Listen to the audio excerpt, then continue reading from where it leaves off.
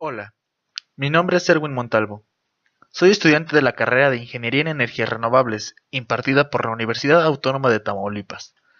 En este breve video vamos a ver algunos de los conceptos que abarca la unidad 1 llamada Metrología y Vectores. La materia es impartida por el Dr. Alberto Reina Maldonado. Acompáñenme. Conversión de unidades. La conversión de unidades básicamente es una herramienta que surge de la necesidad de relacionar las mediciones entre diferentes sistemas, es decir, que podamos convertir la medición de una unidad a otra. La relación entre diferentes sistemas es obviamente un efecto de trasladar o interpretar estudios e investigaciones realizadas en un sistema de unidades para entenderlo y aprovecharlo en otro sistema, ya que las leyes de la física no obedecen a un sistema como tal. Sin embargo, siempre va a ser necesaria una interpretación de un sistema de unidades a otro. Para estos procesos se suele trabajar con factores de conversión o con tablas de conversión de unidades. Para hacer una conversión basta con multiplicar el factor de conversión y así podremos obtener como resultado una medida equivalente que obviamente tendrá unidades diferentes. Veamos un ejemplo sencillo. Un metro, que es una unidad de medida de longitud del Sistema Internacional de Unidades, puede ser convertido a pies, que es una unidad de medida de longitud del sistema americano. Sabemos que un pie equivale a 0.3048 metros, por lo cual para convertir un metro a pies bastará simplemente con dividir un metro entre dicho factor, lo cual nos dará como resultado que un metro mide o equivale a 3.28 pies. Patrones de longitud, masa y tiempo. Para obtener medidas fiables y exactas es necesario que las unidades sean inalterables y que los observadores o usuarios de estas puedan duplicarlas en distintos lugares con solo replicar las condiciones ideales. Por esta razón, y según un acuerdo que se firmó en el año 1960, se estableció en la mayor parte del mundo un sistema de unidades para científicos e ingenieros. Este se denominó como Sistema Internacional de Unidades y lo adoptarían la mayoría de países. La longitud, la masa y el tiempo se pueden denominar como las tres magnitudes fundamentales más utilizadas en la física. Para esto, es importante mencionar que las unidades de las magnitudes fundamentales han sido escogidas de manera arbitraria por la comunidad científica, considerando así condiciones de comunidad, reproducibilidad, accesibilidad y sobre todo universalidad. La primera, la longitud, tiene como unidad básica en el sistema internacional al metro, que se abrevia con la letra M minúscula, y esta mide la distancia entre dos puntos en el espacio. La definición del metro, según el sistema internacional, es la distancia que recorre la luz en el vacío en un tiempo de 1 entre 299.792.458 fracciones de segundo. Esta es la definición que establece que la rapidez de la luz en el vacío es precisamente de 299.792.458 metros por segundo. Por su parte, la masa tiene como unidad básica en el sistema internacional al kilogramo, que expresa la cantidad de materia de un cuerpo, medida por la inercia de éste, que determina la aceleración producida por una fuerza que actúa sobre él. Es muy importante no confundir a la masa con el peso o con la cantidad de sustancia, ya que estos son conceptos diferentes. El kilogramo fue definido en 1889 como la masa de un bloque de aleación de platino e iridio, y este se guarda en la Oficina Internacional de Pesas y Medidas, ubicada en una ciudad cerca de Francia. Es la única unidad del sistema internacional que todavía se define por un objeto patrón y no por una característica física fundamental. Finalmente, el tiempo es una magnitud física con la que medimos la separación o duración de acontecimientos. La definición original de tiempo se basó en la idea del día solar, definido como el espacio de tiempo transcurrido entre dos apariciones sucesivas del Sol sobre un determinado meridiano de la Tierra. La unidad de medida del tiempo en el sistema internacional es el segundo, abreviado con la letra S minúscula, el cual representa el tiempo necesario para que un átomo de cesio vibre 9.192.631.770 veces. Definición de las unidades fundamentales.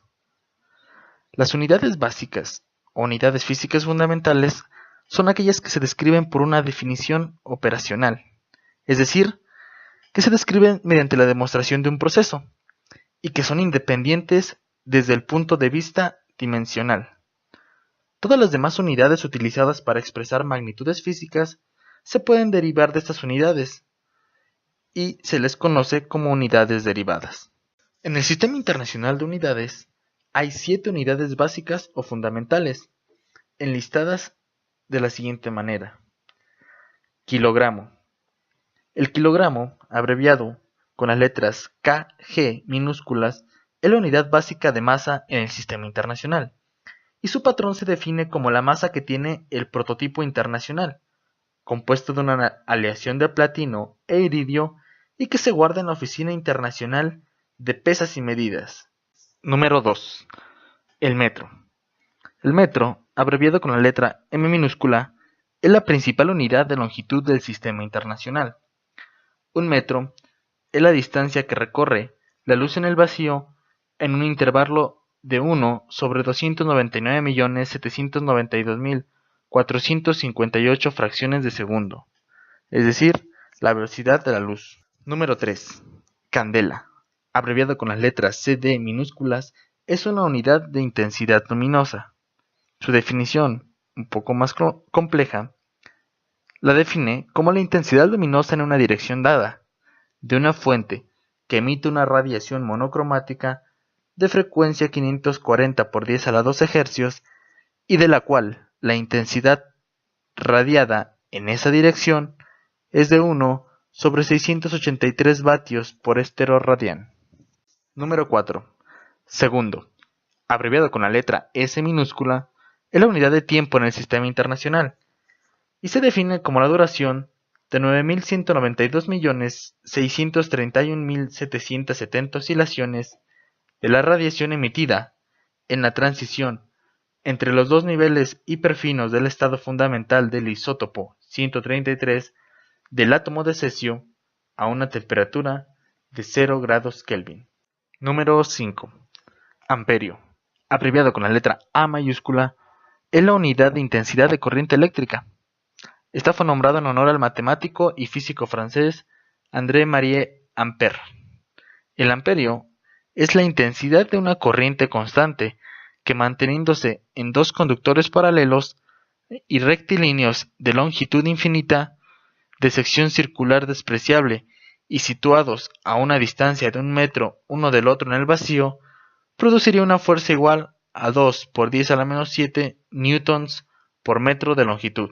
Número 6. Kelvin, abreviado con la letra K mayúscula, es la unidad de temperatura de la escala creada por William Thomson en el año 1848, sobre la base del grado Celsius, estableciendo el punto cero en el cero absoluto, es decir, menos 273.15 grados Celsius, y conservando la misma dimensión. Corresponde a una fracción de 1 sobre 273.16 partes de la temperatura del punto triple del agua. Número 7. Mol, abreviado como mol con minúsculas, es la unidad con que se mide la cantidad de sustancia. Es el resultado de expresar la masa atómica de un elemento o la masa molecular de un compuesto en gramos. A partir de esas 7 unidades fundamentales se determinan las demás, las cuales se conocen como unidades derivadas. En teoría, un sistema de magnitudes fundamentales permite que otras magnitudes físicas puedan ser generadas a partir de ese sistema. Unidades derivadas. Como se mencionó con anterioridad, las unidades derivadas son determinadas a partir de las 7 unidades fundamentales. Obviamente, también pertenecen al Sistema Internacional de Unidades y se forman a partir de productos de potencias de unidades básicas. Un ejemplo es el metro cúbico, que es una unidad de volumen. Esta es una unidad derivada del metro, una de las 7 unidades fundamentales. El volumen se obtiene al multiplicar el área de una figura por su altura. Otro ejemplo es la velocidad. La velocidad es una unidad derivada que se mide en metros sobre segundo. Esta unidad depende de dos unidades fundamentales, las cuales son la unidad metro de longitud y la unidad segundo de tiempo. Otro ejemplo de unidades derivadas es la fuerza. Esta se compone de unidades fundamentales y unidades derivadas. Según el sistema internacional, la fuerza se puede medir en newtons, y el newton está compuesto por metros, kilogramos y segundos al cuadrado, es decir, unidad fundamental de longitud, unidad derivada de velocidad y unidad fundamental del tiempo. Prefijos del sistema internacional. Los prefijos se utilizan para nombrar a los múltiplos y submúltiplos de cualquier unidad del sistema internacional, ya sean unidades básicas o derivadas. Estos prefijos se anteponen al nombre de la unidad para indicar el múltiplo o submúltiplo decimal de la misma. Del mismo modo, los símbolos de los prefijos se anteponen a los símbolos de las unidades. Los prefijos pertenecientes al sistema internacional los fija oficialmente la Oficina Internacional de Pesas y Medidas. En la siguiente tabla podemos ver algunos de los prefijos utilizados por el Sistema Internacional de Unidades. Por ejemplo, el primero, iota, que significa septillón, que sería la unidad acompañada de 24 ceros. O por ejemplo, al final, deci, que es 10 a la menos 1, sería una décima parte de nuestra unidad. De esta manera podemos expresar cualquiera de las unidades en cualquiera de las magnitudes sin escribir tantos ceros. Veamos un ejemplo más práctico y sencillo. Imaginemos una moneda de peso, un peso mexicano. Esta es nuestra unidad. Si la multiplicamos por 10 a la 6, obtendremos 1.000.000, que es uno de los prefijos del sistema internacional. Y por ende, tendríamos 1.000.000 de pesos. Si esta misma unidad la multiplicamos por 10 a la menos 2, obtendremos 1 centavo, que es decir, una décima parte de nuestra unidad. Como la moneda más pequeña en México es de 10 centavos, pues colocamos 10 por 10 a la menos 2 en nuestro ejemplo. Vectores. Cuando hablamos de cantidades, es conveniente mencionar que dadas las características de las mismas, pueden distinguirse o clasificarse en dos grupos: cantidades escalares y cantidades vectoriales. Las primeras refieren a las cantidades que pueden describirse por un número y una magnitud, sin importar más. Por ejemplo, un área, un volumen o una distancia. Estas cantidades pueden sumarse o restarse cuando comparten las mismas unidades. Por otro lado, algunas cantidades físicas como la fuerza o la velocidad, además de una magnitud, deben tener forzosamente una dirección. Esta característica adicional les da la clasificación de cantidades vectoriales, las cuales, como lo mencioné, deben tener sí o sí una magnitud acompañada de una dirección en el espacio. Tal es el caso de la velocidad o algún desplazamiento. Ninguno de estos puede tener una magnitud si ésta no tiene un sentido de aplicación, a la cual llamaremos vector. La dirección de un vector puede indicarse tomando como referencia las direcciones convencionales de los puntos cardinales, los cuales son norte, sur, este y oeste. Sin embargo, para fines más específicos, el uso de un plano tridimensional indicado por los ejes X, Y y Z nos dará la facilidad de encontrar cualquier punto en el plano en cualquier dirección, de manera que se pueda trabajar con los vectores para obtener y comprender su comportamiento, así como poder realizar operaciones con los mismos para obtener cálculos precisos. Un vector se representa con una flecha, de manera que la cabeza o punta de la flecha es la dirección del vector, y la cola el inicio o punto de partida del mismo. Las operaciones con vectores, como la suma o resta de los mismos, permiten obtener un vector resultante de dos o más vectores. Este resultante se puede considerar la combinación de todos los vectores y este produce el mismo efecto en el sistema que los vectores componentes. Los vectores pueden ser sumados para obtener el resultante de distintas formas. Entre ellas están métodos gráficos y métodos aritméticos. En los métodos gráficos, el método del polígono y el del paralelogramo son los más utilizados. El primero es más útil, ya que puede aplicarse fácilmente a más de dos vectores, como lo vemos en la imagen, mientras que el método del paralelogramo es conveniente para sumar solo dos vectores a la vez. En ambos casos, la magnitud de un vector se indica a escala, mediante la longitud de un segmento de recta. En el ejemplo podemos ver la resultante en color rojo, que, si bien la midiéramos, ya que está dibujada a escala, nos dará el resultado de la magnitud del vector, y obviamente en el dibujo se indica su dirección. En esta imagen observamos el método del paralelogramo, en el cual sumamos dos vectores en colores azul y verde, que son los vectores A y B. El vector resultante de la suma es el vector en rojo, llamado A más B.